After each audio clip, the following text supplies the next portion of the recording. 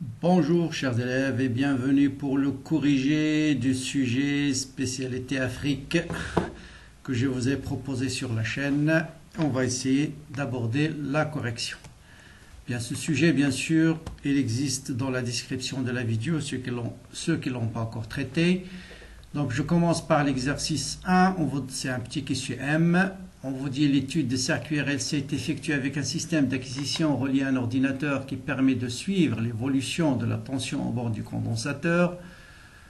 Sur la figure 1, l'interrupteur est en position 1 depuis très longtemps, ça veut dire le condensateur est complètement chargé. Ensuite, on déplace l'interrupteur vers la position 2 et on obtient l'enregistrement de la figure 2. Et question petit a à l'instant t égale à 0+, c'est-à-dire juste après la fermeture du circuit, est-ce que I est égal à I de C sur R plus R', vrai ou faux?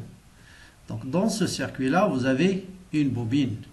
Or, c'est quoi le rôle d'une bobine dans un circuit RLC? C'est de s'opposer à l'établissement du courant. Ça veut dire juste à t égale à 0+, le courant va être égal à quoi? Va être égal à 0. D'accord? Donc là, c'est une fausse réponse. L'expression de l'intensité du courant, c'est 1 sur C d de IC sur d de T. C'est vrai ou faux? Le courant est égal à 1 sur C d de IC sur d de T. Est-ce que c'est vrai ou faux? Là, il faut faire très attention parce que ça, c'est vrai si on garde comme sens du courant le sens qu'on avait pendant la charge. C'est-à-dire le sens pendant la charge, c'est celui-là. Donc si par hasard on avait gardé ce sens-là, donc cette définition est vraie. Mais maintenant, vous avez bien U de C, c'est moins Q sur C et non pas Q sur C. Donc la bonne réponse, c'est moins 1 sur C d de UC sur d de T. Donc c'est une fausse réponse. Donc la bonne réponse ici, ou bien ce courant-là, I, c'est moins 1 sur C d de UC sur d de T. L'expression approchée de la tension de la pseudo-période, bien sûr, c'est pas ça, c'est 2π racine et non pas racine carrée de L sur C, c'est racine de LC, donc c'est faux. Enfin, l'énergie électrostatique emmagasinée à T égale à 0+, est-ce que c'est 5 microjoules? Donc U à T égale à 0+, l'énergie électrique, c'est 1/2 C fois UC 0 au carré. Donc, est égal à 1/2. C, c'est 0,1 microfarad, c'est-à-dire 10 moins 7 farad, multiplié par I de C. I de C, c'est E, c'est 10, quoi, volts. Donc, 10 au carré. 10 au carré, ça fait 10 puissance 2. Donc, 10 puissance 2 fois 10 puissance moins 7, bien 100, 10 puissance 2 sur 2, c'est 50. 50, 10 moins 7, c'est 5, 10 moins 6. Et c'est bien 5 microjoules. Donc c'est bien 5 microjoules. Donc la bonne réponse qu'il faut choisir, c'est la réponse D. Donc il faut encadrer la réponse D. Toutes les autres réponses sont fausses. L'exercice 2, c'est un exercice de dosage et de pH de solution. On vous dit qu'on peut utiliser le chaud rouge comme indicateur coloré. On vous donne un peu ces zones de virage. En 0,3 il est rouge, ensuite il change de couleur. On prend 3 solutions. On utilise cet indicateur de concentration 0,10 mol par litre. D'accord. Pour A et B, on a une coloration rouge, pour C jaune. Donner le caractère acido-basique de chaque solution. Ensuite, on veut déterminer ces deux-là, rouge-rouge, donc ce n'est pas très précis. On veut déterminer avec précision la valeur de pH. L'une de ces solutions est une solution d'acide éthanoïque, d'acide faible, laquelle justifie votre réponse. Écrire l'équation de la réaction de l'acide faible avec l'eau. Ensuite, on vous demande de donner l'expression de Ka. Après, comment à partir d'une solution concentrée, déterminer, préparer 100 ml de la solution d'acide éthanoïque faible, une solution d'acide faible 10 fois diluée. On va décrire brièvement le protocole. Ensuite, on va dans la courbe du dosage en utilisant un volume VA de la solution d'acide éthanoïque qu'on a préparé ici après dilution par une solution aqueuse, on veut la doser par une solution aqueuse d'hydroxyde de sodium de concentration Cb, vous avez la courbe du dosage, donner la variation de pH, qui donne la variation de pH en fonction du volume versé, faire un schéma du montage utilisé, en nommant les différentes parties, écrire l'équation de dosage, montrer que c'est une réaction quasi totale, on vous donne le produit ionique de l'eau et la constante d'acidité de 3 couples acide-base, donner la définition de l'équivalence du dosage et déterminer les coordonnées du point d'équivalence sur la courbe, en déduire une valeur de la concentration volumique de la solution d'acide éthanoïque dosée. Donc dosée et non pas dosée. Voilà la courbe du pH en fonction du volume et voilà l'évolution de pH. Ensuite, ça c'est une courbe qui décrit le pourcentage en espèces. Ensuite, en absence du pH, l'indicateur coloré chaud rouge permet-il de visualiser l'équivalence? Justifiez votre réponse. La figure ci-après qu'on vient de regarder, obtenue après un logiciel, présente la simulation du dosage. Elle présente les courbes tracées représentent les variations du pH en fonction du volume et le pourcentage des espèces acides et ions éthanoates en fonction du volume de la base. Que peut-on dire des concentrations molaires volumiques des espèces acides et bases conjuguées présentes au point d'intersection des deux courbes? En déduire une valeur de pKa. Et enfin, identifier les deux courbes, les courbes 2 et 3, justifiez votre réponse, c'est-à-dire laquelle qui correspond au pourcentage de l'acide, laquelle qui correspond au pourcentage de la base. Bon voilà, on va passer directement à la solution de cet exercice avant de revenir sur les autres. Bien, commençons donc par le jus de chaud rouge. On vous dit une couleur qui dépend du pH. Donnez le caractère acido-basique de chaque solution. Et bien, puisque pour la solution A et B, c'est rouge, rouge ça veut dire le pH est entre 0 et 3, donc c'est une solution A et B sont des solutions acides. Pour la solution C, c'est la coloration jaune, pH entre 13 et 14, donc c'est une solution de basique, à coloration basique. Maintenant, une détermination plus précise de la valeur de pH donne les résultats suivants. Pour la solution A, 2,9. Pour la solution B, pour la solution B1. Bien. On veut maintenant savoir si c'est un acide fort ou si c'est un acide faible. Bon, les deux solutions ont une concentration 10-1. La mesure de pH permet de dire si cette solution est un acide faible ou acide fort. C'est très simple. Vous calculez la valeur de log de C.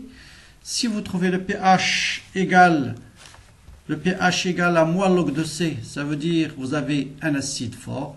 Si le pH est différent de moins log de C, ça veut dire que vous avez un acide faible. Donc vous voyez bien que moins log de 10-1 c'est 1. Donc la solution B c'est une solution d'acide fort qui représente un acide fort. Donc la solution d'acide éthanoïque c'est la solution A qui a un pH 2,9. Donc bêta acide fort, A acide faible, c'est l'acide éthanoïque. Bon, cet acide, je vais l'écrire en résumé par AH qui va réagir avec l'eau. Un acide, par définition, il va libérer son proton qui va être capté par H2O pour donner H3O+. En libérant le proton, il va devenir A-.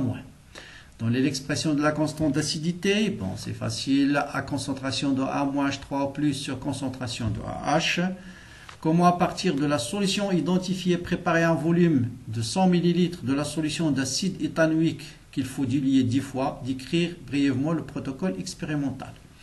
Donc là on veut, à partir de la solution concentrée, on veut préparer un volume de 100 ml de concentration 10 fois plus faible. C'est ce qu'on appelle le phénomène de dilution. Donc vous savez que lorsqu'on dilue une solution, la quantité de matière en soluté se conserve. Donc voilà le principe de la dilution. Vous avez une solution en mer très concentrée de volume Vm, de concentration Cm. On veut préparer une solution phi de volume V final et de concentration C final. Donc qu'est-ce qu'on sait? On connaît que Cm sur C final doit être égal à 10. D'accord? Donc la concentration finale doit être 10 fois moins concentrée que la concentration finale. Le volume qu'on veut préparer, c'est 100 ml. Donc qu'est-ce qu'il nous reste comme inconnu? Quel est le volume qu'on doit prendre de la solution concentrée? Eh bien, vous avez fait la conservation de la quantité de matière, Cm fois Vm égale à Cf fois V final. Donc, ça va vous donner V final, c'est-à-dire le volume qu'il faut prendre de la solution concentrée doit être égal à C final sur la concentration de la solution très concentrée. Le rapport de concentration, c'est 1/10. Donc, ceci doit être égal à 10 ml. D'accord? Pourquoi? Parce que le V final, c'est on veut préparer 100 ml. Donc, 100 sur 10 est égal à 10 ml. Donc, voilà le principe de la dilution.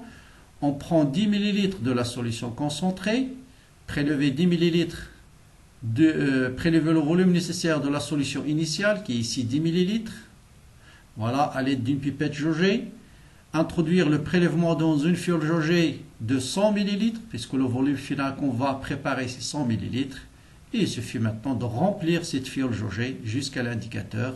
Et dans ce cas-là, on a une solution de 100 ml qui est 10 fois diluée par rapport à la solution mère. Donc faire un schéma de, bon ça tout le monde le sait, donc là on met la solution à doser, là la solution titrante, ici c'est NaOH, ici l'acide éthanoïque, bien sûr la sonde pH mètre, un agitateur magnétique. Écrire l'équation de dosage, bon l'équation de dosage bien sûr c'est celle-là, c'est l'équation entre l'acide éthanoïque et la soude, NaOH, Na+, c'est inactif, donc ce qui intervient c'est OH-. Donc ça c'est un acide, il va libérer un H+, il va être capté par OH- pour donner H2O.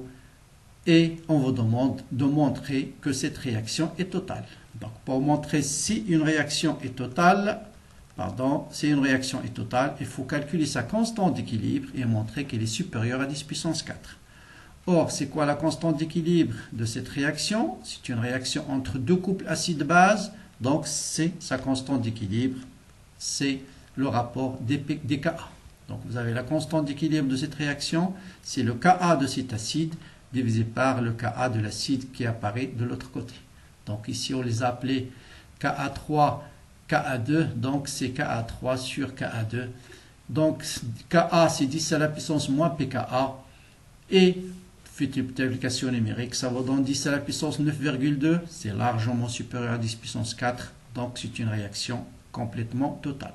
Pour montrer qu'une réaction est totale, il suffit de calculer sa constante, ce quotient de réaction, et montrer qu'elle est très supérieure à 10 puissance 4.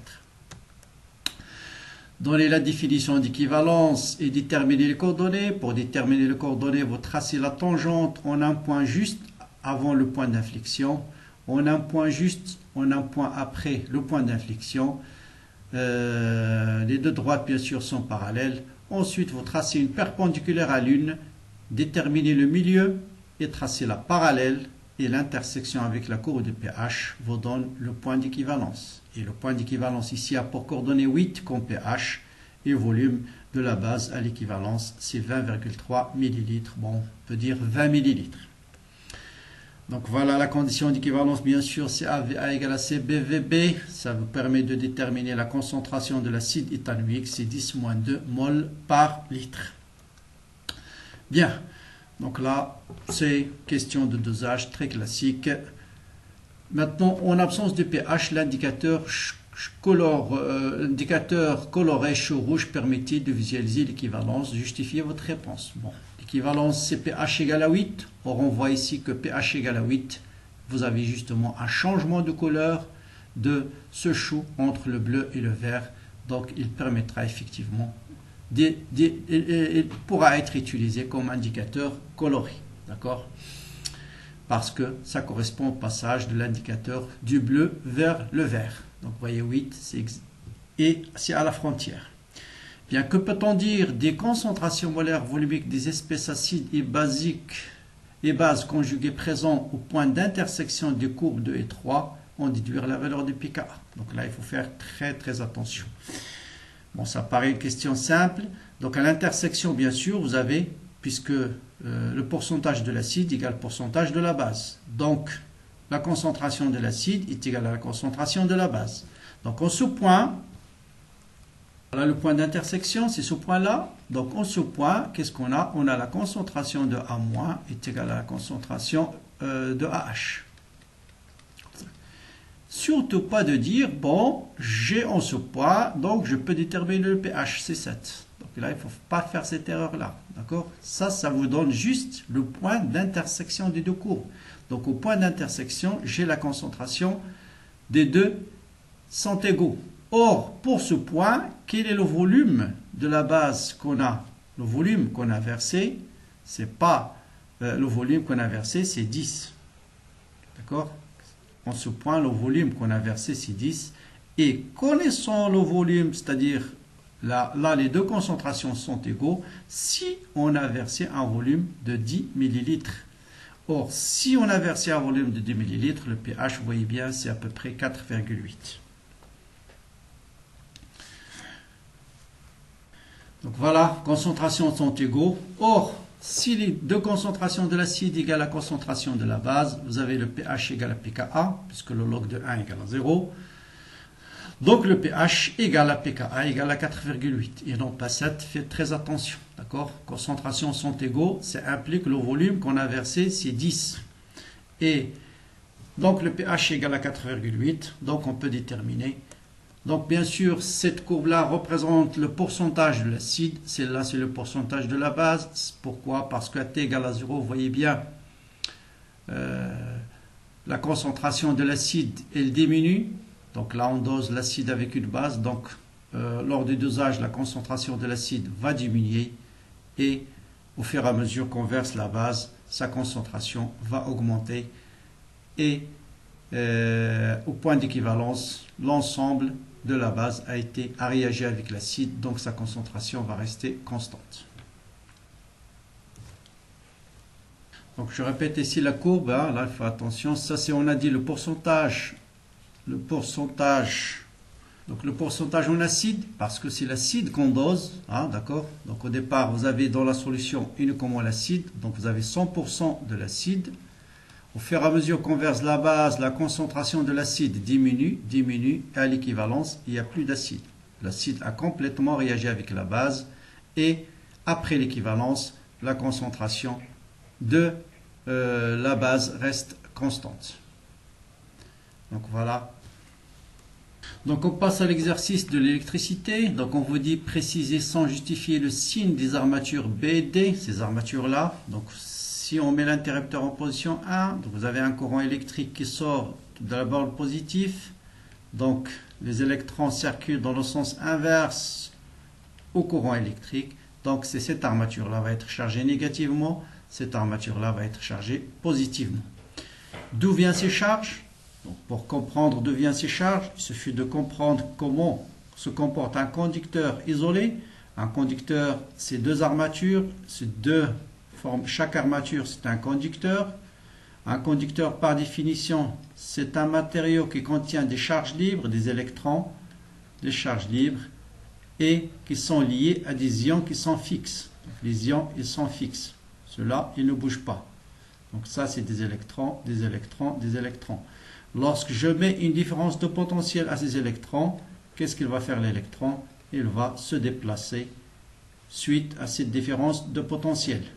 Donc les électrons vont se déplacer, il va y avoir accumulation d'électrons ici et disparition au fur et à mesure des électrons de cette armature et apparition d'électrons sur l'autre. Et à la fin, on aura excès de charge positive sur cette armature, excès de charge négative sur l'autre armature. Donc les électrons, ils viennent uniquement du condensateur par cette pompe qui permet de faire circuler les électrons.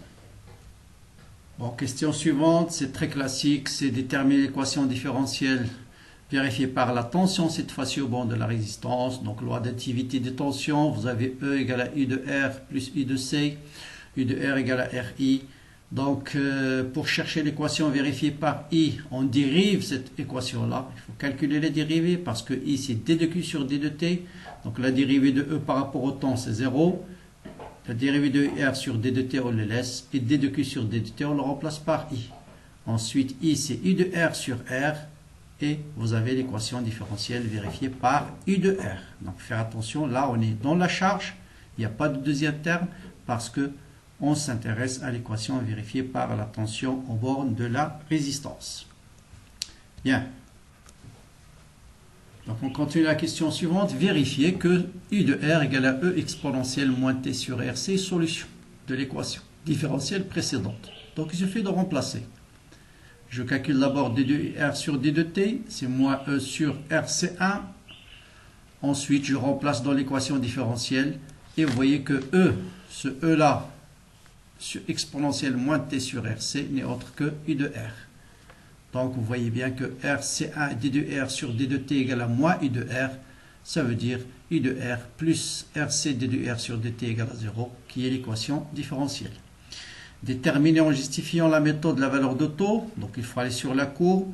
Vous avez deux méthodes pour déterminer taux, soit à partir de la tangente, mais si ce n'est pas tracé, il vaut mieux utiliser la fameuse formule exponentielle à t est égal à taux. Vous avez la tension aux bornes la tension U est donnée par 0,37 fois E. Donc E égale à combien? 5 volts. Vous calculez 0,37 fois 5, ça vous donne 1,85. Donc 1,85 c'est ici. Vous voyez là, on le détermine avec précision et on trouve le taux est égal à 1 milliseconde. Donc voilà, connaissant taux et connaissant R, on peut déterminer tout de suite la capacité de condensateur. Donc c'est 1 microfarad. Et on peut déterminer aussi le courant à T égale à 0 par la relation tout simplement E égale à R et 0. D'accord? Donc E c'est 5 volts, est égal à R et 0. Donc vous pouvez déterminer facilement I 0. Bien. Maintenant on vous dit qu'on double la valeur de la force électromotrice. Représentée, on prend E' égale à 2 fois E est égal à 10 volts. Et on vous demande de représenter sur cette courbe, en respectant l'échelle, la tension U de R. Très bien. D'abord, il faut noter qu'il faut calculer le taux. Donc taux, c'est 0,37 fois E. E, c'est 10. C'est 10 volts. Donc ça vous donne 3,7 volts. Donc voilà. Et vous savez que la tension à T est égale à taux, à 5 taux, c'est pratiquement nul. Donc là, bien sûr, pourquoi 0,27 on a calculé à T est égal à taux. Or, taux ne va pas changer. Hein. Taux ne va pas changer. Puisque taux ne dépend que de R et C. Ce qu'on a doublé, c'est la valeur de E. Donc là, première chose qu'il faut bien noter, que taux ne va pas changer, ça va être toujours 1 milliseconde. Ce qui change, c'est la valeur. Donc là, c'est la valeur de la tension qui devient 10 volts. Donc on peut déterminer la valeur de la tension I de R pour T est égal à taux. C'est 3,7. C'est ce que je notais ici. Donc la courbe doit passer par ce point. À T égale à 0, c'est 10 volts. Ensuite, à T égale à 5 secondes, il doit s'annuler. Donc il faut essayer de tracer. Je vais essayer de le faire. Une courbe qui passe par ces points-là. Voilà. Hop. À peu près. Hein. Hop, hop, hop, hop, hop, hop. Voilà. Donc voilà. Donc ça, c'est la tension au bord de U de R lorsqu'on a doublé la valeur de la tension. Donc deux choses à noter, que la valeur de taux ne change pas, c'est toujours 1 milliseconde, mais vous devrez savoir que pour T égale à 1 milliseconde, la valeur de la tension devrait être 3,7 parce que 3,7 fois 10, 0,37 fois 10, ça vous donne 3,7 volts. Voilà, donc on doit passer par ce point et à 5 taux, la tension doit s'annuler. Donc vous voyez qu'on a cette courbe-là. On passe à la question suivante. Là aussi, c'est une question intéressante. On vous dit, on prend C2 à notre condensateur de 4 fois C1. 4 fois la capacité de condensateur C1. Une fois qu'on a basculé l'interrupteur dans la position 2, on va tendre un temps assez lent, très lent, et jusqu'à ce que le courant s'annule. C'est-à-dire, on va avoir l'équilibre en fait entre les deux condensateurs. Et à partir de ce temps-là, on vous demande de déterminer quelle sera la charge du condensateur Q1, C1, quelle sera la charge du condensateur C2. Donc là, il faut utiliser deux informations. La première, quelle était la charge à T égale à 0 du condensateur C1. Comme la charge se conserve, une fois qu'on a attendu très longtemps, qu'est-ce qu'il va se faire? Tout simplement, cette charge va se partager entre les deux condensateurs. Bien sûr, chacun va être chargé d'une charge différente parce qu'ils n'ont pas la même capacité. S'ils avaient la même capacité, très facile, on va dire Q sur 2, Q sur 2. Mais comme ils n'ont pas la même capacité, on devrait calculer la charge de chaque condensateur. Bon, une fois qu'on a attendu assez très longtemps, ça veut dire une fois que le courant est nul, vous voyez bien que la tension au bord de UC1 doit être égale à la tension au bord de UC2, parce que U de R égale à 0. Or, U de C, c'est Q sur C, donc Q sur C1 doit être égal à Q2 sur C2. Et voilà une première relation. Donc, je remplace C2 par 4 fois C1, donc je dois trouver une première relation entre Q1 et Q2, c'est Q1 égale à Q2 sur 4. Voilà. Maintenant, je vais déterminer la charge totale du condensateur par les conditions initiales. GE est égal à la charge totale sur C1, parce qu'au départ, l'interrupteur est en position 1, et donc j'ai E égale à, une fois que le condensateur est complètement chargé, E est égal à Q sur C1, donc Q est égal à E fois C1, qui est égal à 5 microcoulombs. Donc cette charge va se partager après entre les deux, et on doit avoir 5 microcoulombs est égal à Q1 plus Q2. Or Q2 c'est 4 fois Q1, 4 plus 1 ça vous donne 5 fois Q1, donc 5 microcoulombs, donc Q1 égale à 1 microcoulomb. Donc facile, Q1 égale à 1 microcoulomb, la somme c'est 5, donc Q2 c'est 4, ou bien Q2 c'est 4 fois Q1. Donc voilà les charges de chaque condensateur. Ensuite, on nous demande de calculer la variation de l'énergie électrostatique du condensateur de capacité C1, uniquement de capacité C1, c'est-à-dire son énergie cinétique initiale, bien sûr, c'est 1,5 Q au carré fois C1, la charge totale était sur C1, mais à l'état final, il faut faire attention, la charge c'est Q1 qu'on vient de calculer. Donc c'est 1,5 Q1 au carré fois C1. Bon, faites l'application numérique, la variation c'est énergie totale initiale moins énergie finale, c'est l'énergie à diminuer de moins 12 microjoules. Enfin, je passe au dernier exercice, c'est un exercice très simple, en général souvent utilisé pour déterminer l'inductance d'une bobine, mais là on vous donne l'inductance, on vous demandera juste de tracer U de B en fonction du temps. Donc première question, exprimer la tension U de 1 qui est égale à UCA, cette tension là, donc vous voyez bien le courant il est, donc c'est la tension au bord d'une résistance en convention récepteur, donc c'est RI. Exprimer la tension AB en fonction de R, L et U1, ici bien sûr c'est une bobine parfaite, donc il n'y a pas de résistance interne, là aussi on est en convention récepteur, donc I de L c'est L D de I sur D de T, mais on nous demande de l'exprimer en fonction de U1 qui est R fois I, donc il suffit de remplacer I par U1 sur R, donc ça vous donne L sur R, D de U1 sur D de T. Et enfin, on nous dit, voilà la courbe qui représente U1 en fonction du temps, avec la sensibilité verticale pour U1, 1 volt par division, horizontale, 10 millisecondes par division. Et on nous demande de représenter sur cette même courbe U de L. Bon, je prends par exemple le segment AB. Pour chercher U de L, il suffit de calculer L sur R fois la dérivée de U1 sur dt. Ça représente la pente de cette droite. Vous avez bien sûr, c'est une droite décroissante, la pente va être négative. L sur R, bon, L c'est 1 millifarad, R 10 puissance 3, ça vous donne 10 puissance 6.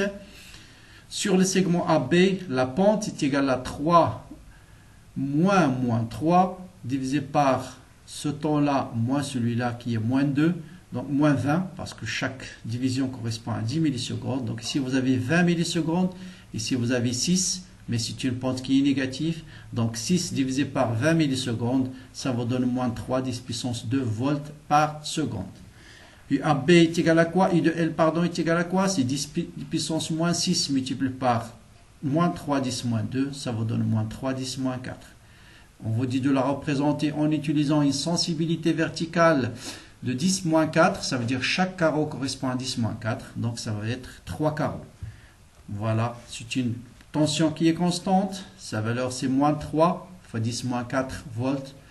Bien sûr ici ce sera la même chose puisque c'est la même pente sauf qu'il sera positif, positif, négatif, positif. Donc voilà la valeur de la tension au bord de U de L. Donc voilà, pour ce sujet à caractère africain, on a essayé de faire un QCM, les acides et les bases, les pH de solution, le circuit RC, le circuit RL.